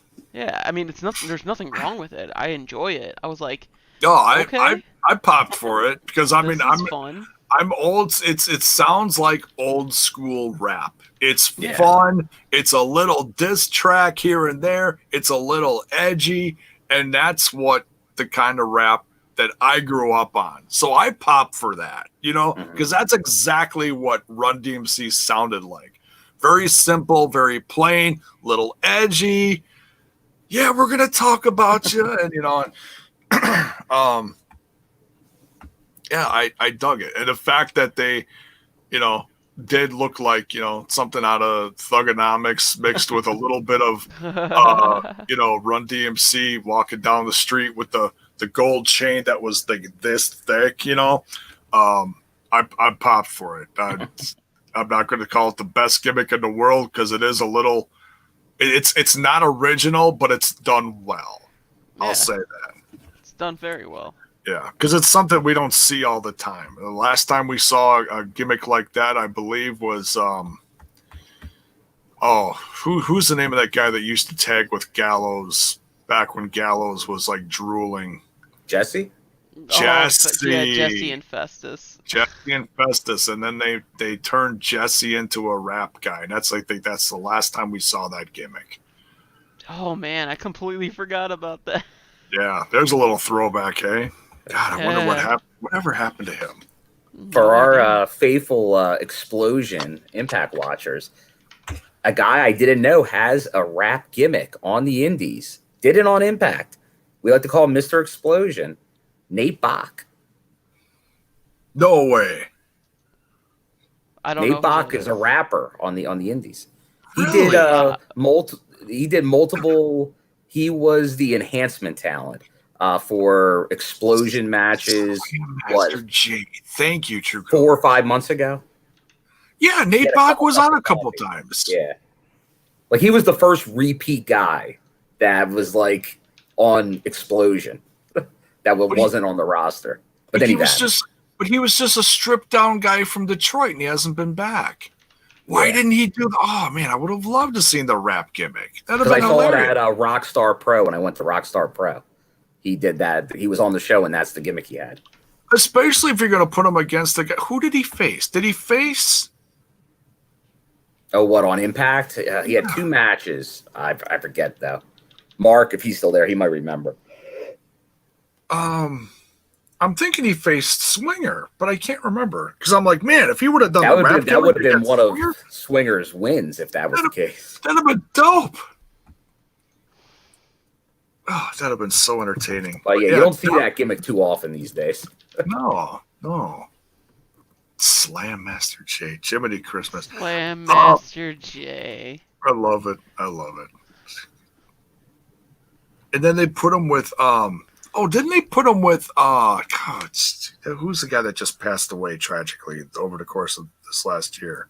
Didn't he put him with that tag team? Crime Time. Shad Gaspard, yeah. Didn't he put him with Crime Time for? I think so. Real briefly, I think, and then they got rid of him. That rings a bell. Nate Bach went against Suicide at least once. Yeah, that sounds like that. Yeah, Maybe it was So. the Swing Aside episode. Oh God, Side. that was a thing, wasn't it? That's hilarious. It was. Let's see what's next here. So yeah, I can't wait to see. Is that next week we're getting the Acclaim versus the Bucks? Yes. Or is that in 2 weeks? I think it's next week. Because they kind of set up. Check. Hold on. I'll double check, but I think so. I know it's coming up. Two matches made for next week. Because they got like a bunch of holiday stuff coming up, bunch of different Next shows week. they're booking stuff for. Next week. It is Yeah. next week. I Next can't wait week. to see it. That should be a lot of fun. Yep. I think it's for a championship shot though. I don't think it's for the titles, or is it? To put their tag titles on the line next week. Wow. I don't think Basil likes that booking. What do you think, Basil? Too soon. Too quick? It's too quick. Too quick. I It should mean, be for an opportunity. Unless there is unless if they win, sure, fine, whatever. But they're not gonna win. Yeah. I don't see it. Yeah, it was very reminiscent want of it the TNT title matches early on. Just Yeah. feed a guy. I don't feed want him. them. I don't want them to lose all their hype. Well, this is a big step. I think we're going to keep seeing them. It's just the fact that they have had the streak, so they do want to bank on it because numbers do count. They're still pushing that. It's the end of the year. You got it because everything's going to revert back to zero in a few weeks. So if you're going to let them have it, you got to let them have it because after the new year, everyone starts over, right? Yeah. That's why. Well, their 2020 records it'll just go to their overall record that you'll see. But yeah, all the rankings and all that stuff gets reset in January. Yeah. True Color saying there's 0% chance the Bucks are losing. 0 chance, man. I don't think I disagree with that. Yeah, I mean, it's big picture wise. No, we're sure that the Bucks are winning, but I wouldn't say 0. 0.0001. I'll say that I'm assuming they're going to put on a decent match that will make you question it at some point during the match. That's what I like to see. Oh man, look at the Acclaim go. To put the doubt in the minds of fans. That's what you're supposed to do, right? All right. So can't wait for that. Top Flight Challenge, Jericho and MJF. We mentioned that a little bit earlier. And now we got that match was official, I believe. That match is happening. This Next coming week week. I think that one's next week too. Yeah. So that'll be very fun to watch too. Is that another 0% chance we're gonna get top Flight win? Maybe. I'll give that more than 0. Not much more, but more than 0. Okay. We'll see. Shenanigans are always up. Oh, it's got to be shenanigans. Somebody's going to be holding that baseball bat, right? You got 6 people in the inner circle. There's going to be some shenanigans. Then we got Ivelisse and Diamante versus Big Swole and Serena Deeb with, I'm going to say, an upset win. What do you guys think? I would agree it's an upset win because they're not a tag team. Right. Correct. They were just thrown together, whereas Ivelisse and Diamante have been working together. Aren't they their women's tag team champions? They won that cup, or whatever that. Yeah. Yes, and they do keep bringing that up, and that's good. That's consistency. You don't want to take that away from them. The only thing is, it's there was no. What was the point of winning it? Because there was no division. I felt like they did it to do it. As in, they should have made belts out of the occasion, or or something, because I feel like there was not even a solid division tag division put up. Yeah. So they should have built it a little more, then done something. Yeah, I felt like they did it just to do the tournament, but I mean, Impact's they waited, they got titles, then now we have into 2021 we're gonna have a full on. They really built. They built up Taya and They built up all the tag teams. Like Yeah, all of the them tag teams individually, were built up. They even brought in fresh they only faces. they brought in fresh faces. They only brought in one tag team that wasn't a tag team. They kind of just put them two together, but the reactions they got as a whole was good. And you mean So- Jazz and Jordan? No, I'm talking about Renee Michelle and Killer Kelly. Oh, yeah. Yeah. The Jordan Grace one was more of a storyline thing where she was trying to get someone else to come in and be her tag partner and all that stuff because she was having bad luck with like Lish and Tennille and stuff like that. So yeah. But I've enjoyed it and I'm excited for Hard to Kill because there's still one more semifinals match. Yes. So that's Jazz and Jordan versus Havoc and Nevaeh. Yeah, which I don't. Yes, and I don't think they've said when that's going to happen. We know it's going to happen before Hard to Kill, but we don't know when. Happen before Hard to Kill. It could happen at Genesis. It could happen at that show with Sammy versus Eddie. Could it happen on one of these next two best? I know when shows? it's happening. I'm just being plain stupid right now. I just can't say it. I'm assuming that first week of the year. It's gonna happen before Hard to Kill. Don't worry. Yeah. That's all we know. It's before. We're actually gonna have it on Hard to Kill. We're gonna give them a disadvantage, and then you've got two different.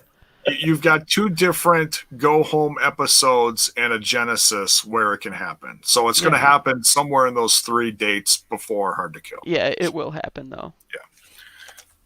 So. And there's plenty of other things there that you can do there with the women's tag division to spice up, to keep the hype up about the division. So yeah, we'll see what happens. Very excited nonetheless. I was very surprised that Ivelisse and Diamante didn't get the win here because they are a tag team, like I said. Big Swole, Serena Deeb get the win here. Baby Faces get the pop, but then something very interesting happens, and this is kind of taking off of what happened in a past episode. They did play that footage. Vicky Guerrero, excuse me. Vicky Guerrero and Nyla Rose come down to beat down Big Swole, Serena Deeb. So you got it's 4-on-2. It's the big outnumber. And Red Velvet comes down swinging the chair with the equalizer, as they like to say, with the chair.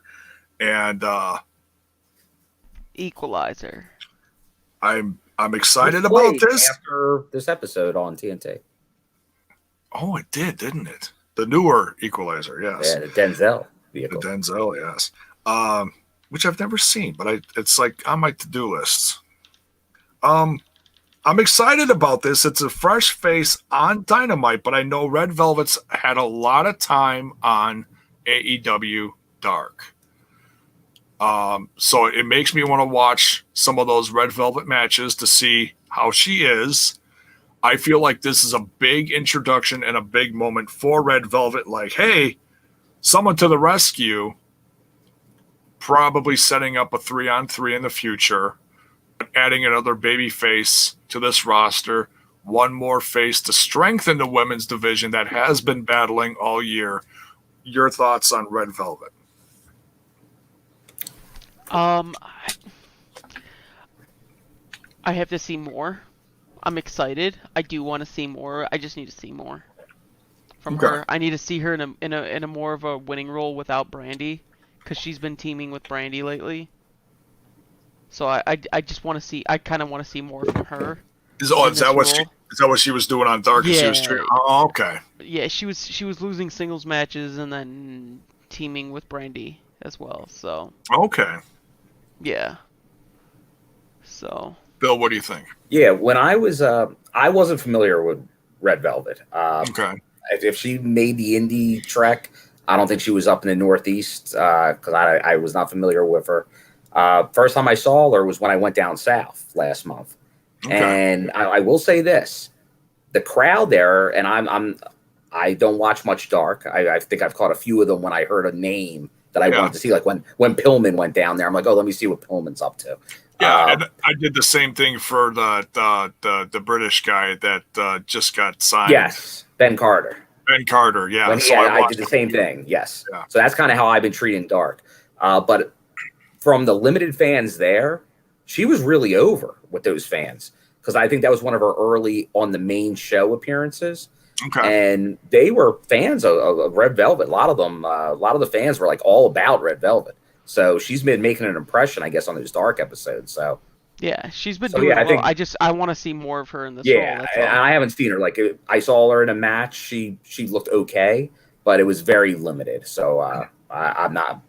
She might be very talented, but she might have a long way to go. I don't know yet. Yeah.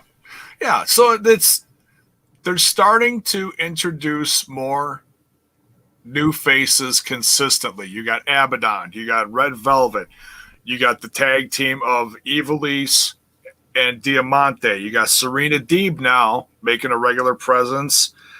Big Swole, Britt Baker, Thunder Rosa's being brought back more on a regular basis now. This women's division is finally slowly coming together. And that's what you have to do each episode to feature its strengths like this, at least in promos, to keep building rivalries, to set stuff up for a future. Keep the tag matches going just to get more of them involved, and make them decent matches. And it's slowly coming together. It took almost a calendar year to do this, and it's been rough. And I knew eventually it was going to come together. A lot of people have been critical, there's that word, about it. I have been too, because it has been rough. But overall, Jaybo, you would know. Do I dare say this tonight had the most time with the women in action? Because I feel like this was a lot longer than any episode I've seen this year. Like, there was a match. There was the promo with Britt Baker and Thunder Rosa. I felt like they had more time on one show than I've seen ever, honestly. Yeah. On TNT.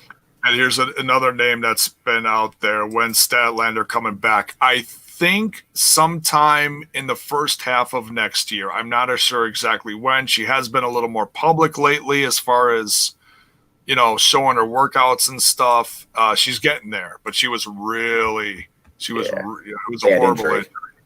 Yeah. So they projected that she was going to be out for about a year. That wasn't, that's nothing to sneeze at. It was bad. Yeah, I can't wait for her to come back too, because she was such a strong presence when they were struggling to get fresh, good faces in this division.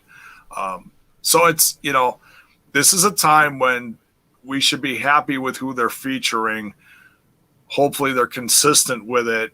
And we just got to wait and see, but they are featuring more faces now, and they're good, hardworking women. Big Swole's really proven herself, and she's been a consistent champion. Not all of her matches have been like 5 stars with who they've put her with, but they're doing what they can, Mm-hmm. So it's time to start getting behind this women's division if you're a fan of women's wrestling, and let's hope it keeps pushing forward into the new year here. Agreed. Now on to the main event. We got Omega, Joey Janela. They did not leave a lot of time for this, but this was just a hardcore battle with a lot of heavy bumps in a very short period of time. Very entertaining. We talked about this earlier. We wanted the payoff. We wanted Swan. We wanted Motor City Machine Guns. We wanted something. I just wanted, if anything, to have the Bullet Club boys, Gallows and Anderson, walk in with Omega and Don. We got Don. And did they shit on Don immediately. He walks up to the announce desk and tells Tony to go hit catering, or however he put it. And Tony no-sold his presence hard. Told him to kiss his ass loudly. And that just for Impact fans, like I understand there's whole it's like someone's got to be a heel, someone's got to be a babyface. I get that, but damn, just completely no sense. It started from when Kenny was making his entrance, like Justin Roberts puts over. Like this is the first time we hear Impact, where he says, "Oh, made 2 appearances, 33% increase for Impact Wrestling in the ratings." And then Shivani has to go full Shivani. And he goes, "Oh, what did their viewership go from 1 to 6?" So Shivani. Damn, Tony. Yeah. This guy right here. Take a look at this guy. Yeah. Hey, Tony. Remember the minor leagues, where you were calling baseball games for the last 18 years? Maybe don't quit your day job. There you go. See you, Tony. Jim Cornette warming up a spot with you, 605. Oh. Maybe you spot in the hot tub. Joey Janela can tell you all about it.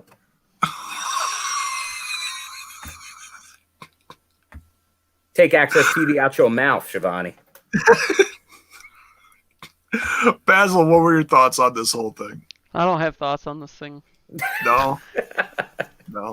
This is it's storyline in my opinion. Yeah.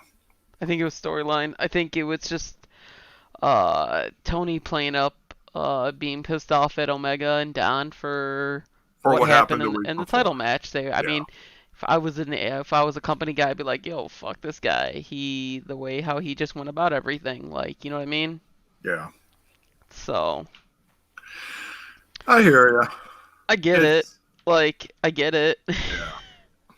It sucks.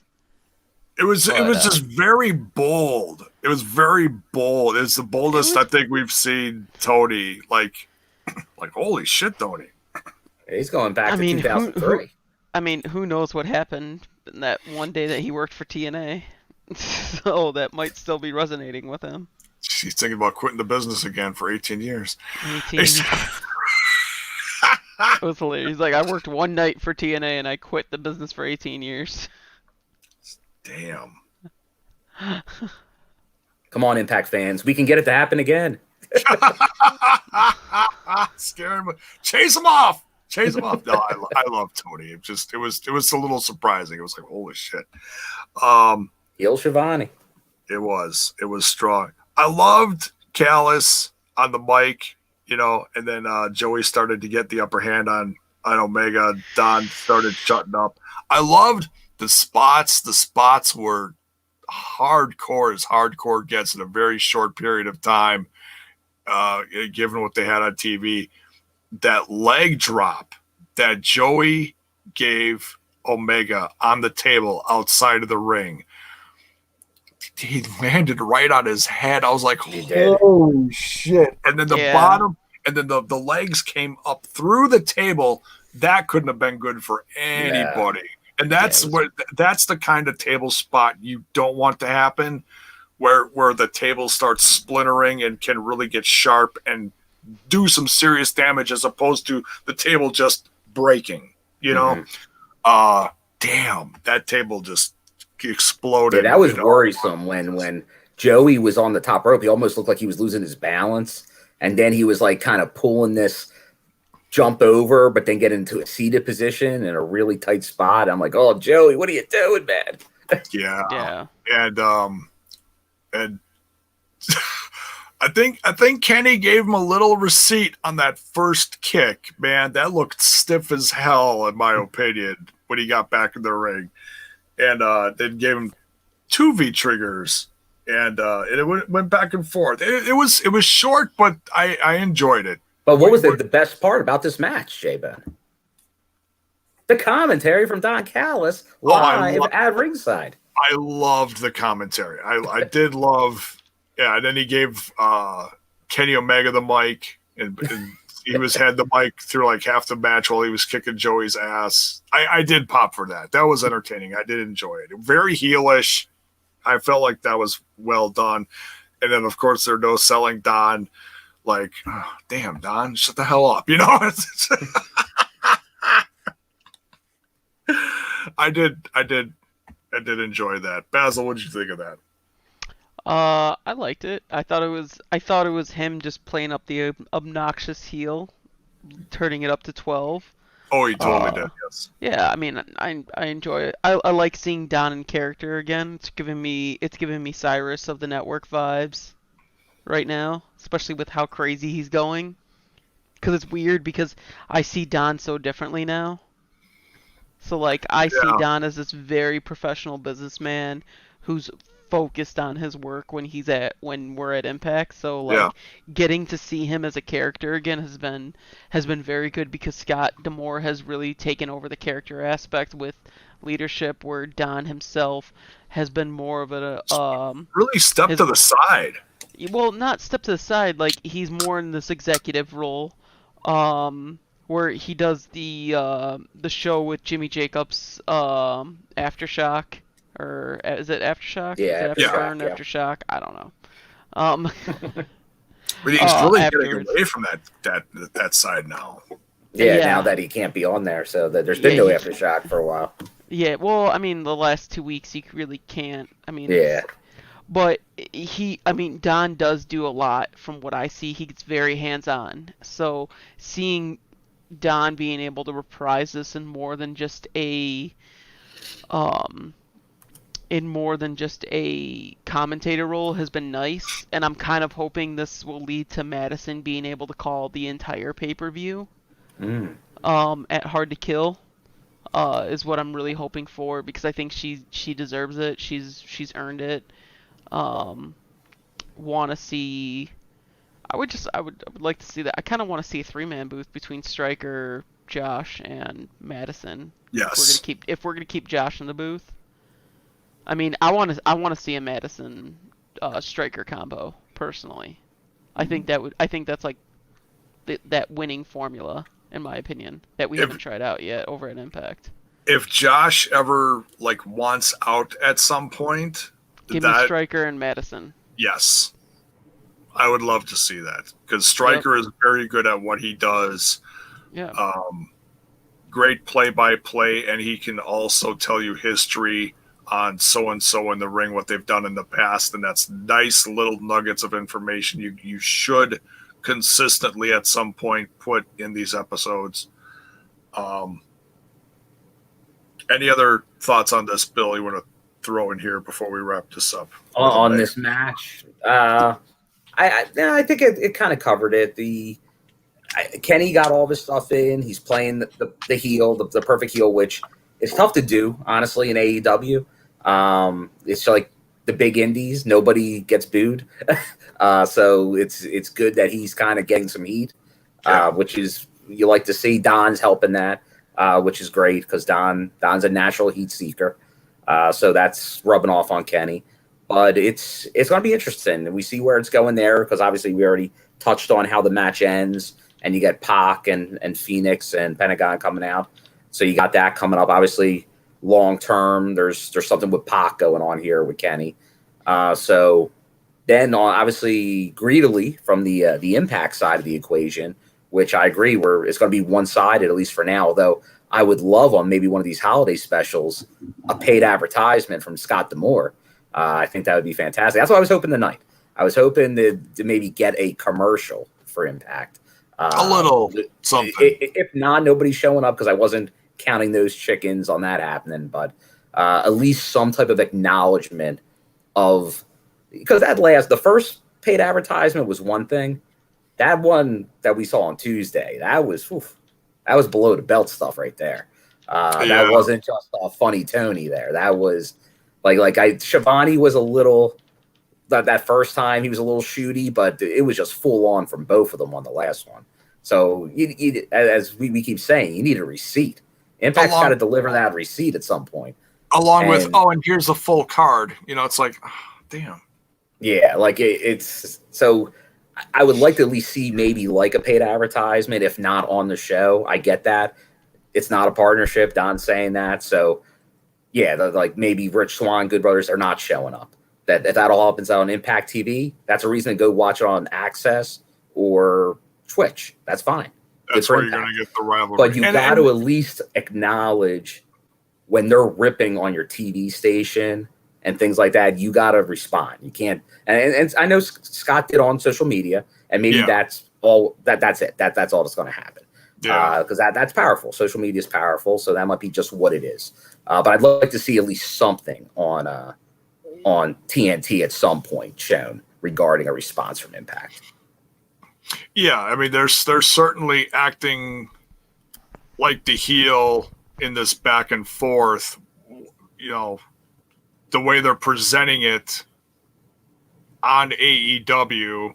You know, they're like, oh yeah, and what's Impact to us? Oh, they're down here and we're up here, and it's like you gotta be careful with that though. Like I get that it's wrestling and I get that it's storyline, but damn, you gotta be a little careful with that.